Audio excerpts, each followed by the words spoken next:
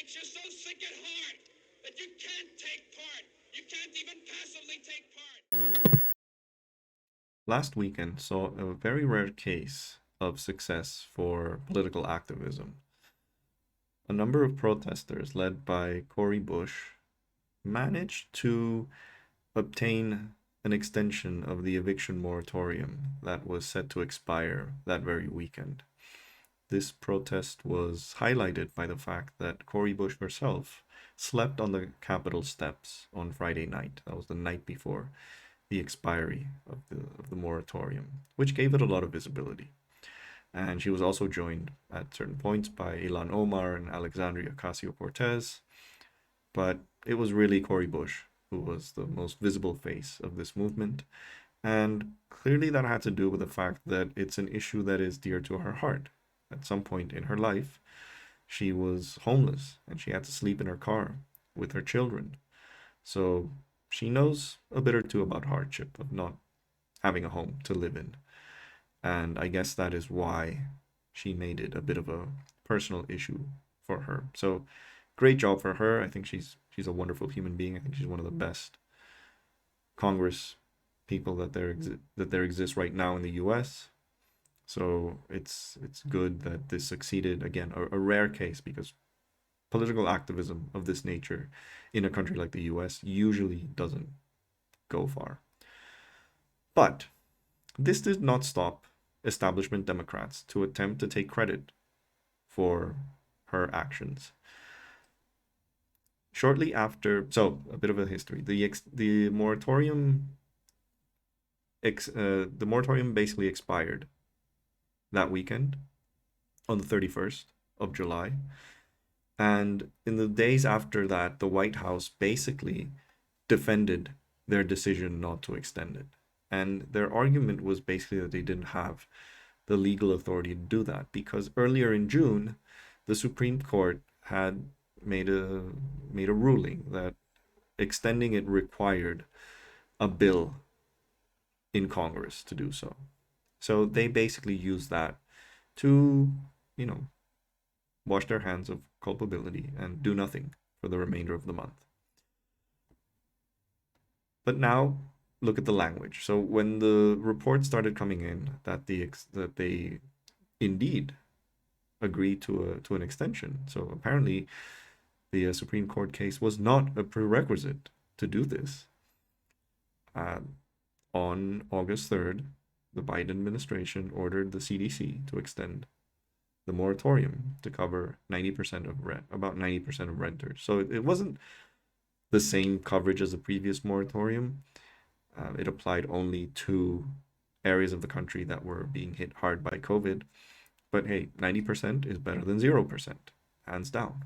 So still, I would say a pretty good decision. But let's look at some of the reports that came out. The wording in particular. The announcement comes after pressure from House Democrats, including House Speaker Nancy Pelosi, Representative Maxine Waters, and Representative Cori Bush. Seems like people like Pelosi and Waters are getting equal billing to the efforts that Cori Bush did. How is that? Yeah, here's the explanation. The White House previously said Biden did not have the authority to extend the ban, given a June Supreme Court ruling that said only Congress can enact such a ban.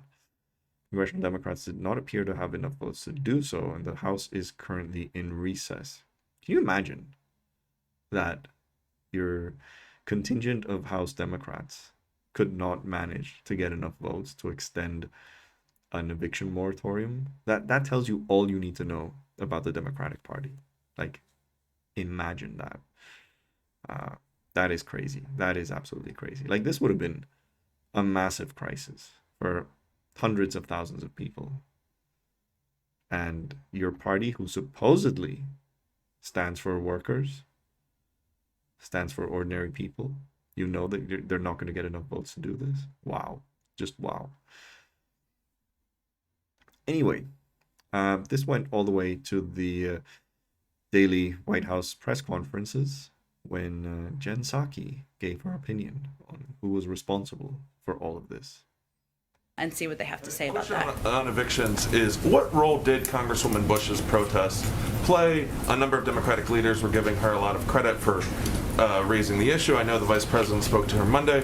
What role did that play in the ultimate decision of the White House to move forward with the new order? Well, I don't think anyone could hear Congresswoman Bush's own personal story and experience and see her advocacy and her passion and not be moved by that. I know That's so patronizing because you know it's going to end in but. a number of members of Congress were moved by that as well. What I will tell you is that the president had a number of calls with Speaker Pelosi That's the but. over the weekend. Her advocacy, her commitment to looking to see, kicking every tire, just to go back to the analogy of yesterday, to see what was possible is something that was certainly impactful and influential with the president. But I would just reiterate that the president called for the extension of the moratorium back in January. CDC extended it 3 times.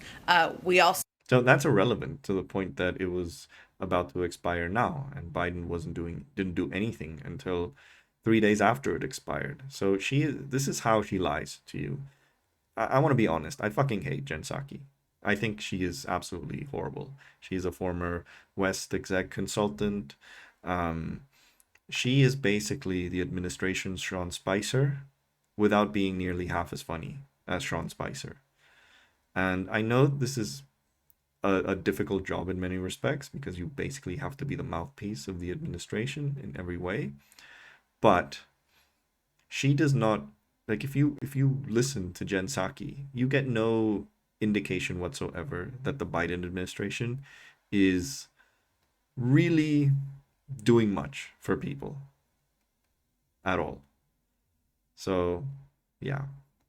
have spoken to this over the course of the past several months, and we've been in close touch with a range of members of Congress. So absolutely, the passion, the advocacy of a number of members is something that I think everybody watched closely, but I think it's important to note that we all shared the same objective and have from the beginning.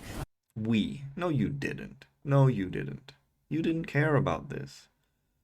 The establishment Democrats did not care about the moratorium expiring last weekend. You jumped on the bandwagon at the very last minute because you saw it was getting a lot of press and you felt that it was going to highlight how little you cared about ordinary people.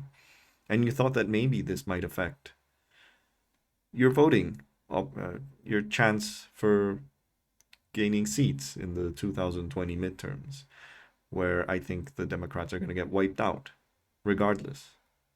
But yeah, this is not a we thing. And here's proof. So, Pelosi and Biden may have jumped in to this issue at the very last minute, but Cori Bush has been hounding the CDC ever since, months before this. So, here's a letter to the director of the CDC from May 18th, 2021, where she basically calls on the CDC to extend the moratorium. And let's see who signed this. Let's see who was really committed to extending the moratorium back in May. Let's see if Nancy Pelosi is on this list. She's not. There's the P's. No Pelosi. Is Maxine Waters in this list? There's the W's. No Maxine Waters. Yeah, they didn't care. They didn't care. They jumped in at the very last minute, then subsequently claimed credit for it. And obviously, because the media never questions these things, the establishment media, yeah, they just added it here. If you read this, if you didn't follow if you weren't aware that those protests happened, and you just read CNBC or MSNBC or CNN, and you read articles like this, and you will get no sense that there was actually anything done beyond, the phone calls that Nancy Pelosi made, because they don't even describe what happened. So this is despicable. It's disgusting. It goes to show how the Democratic establishment does not care about ordinary people at all. and that they are willing to take credit for someone who actually went out of her way, so much as to sleep on the steps of the Capitol, to get things done. And she achieved it. But this is in a nutshell the Biden administration. And I will always argue that they are better than Trump, but that is the lowest bar you can possibly choose. And once you remove that bar, once you judge it for its actions, they have been a colossal disappointment. They are likely to get wiped out in the midterms. And yeah, ordinary Americans deserve better, because they're not interested in you at all. On that note, if you like this video, please like, please share, please subscribe, and have a good day.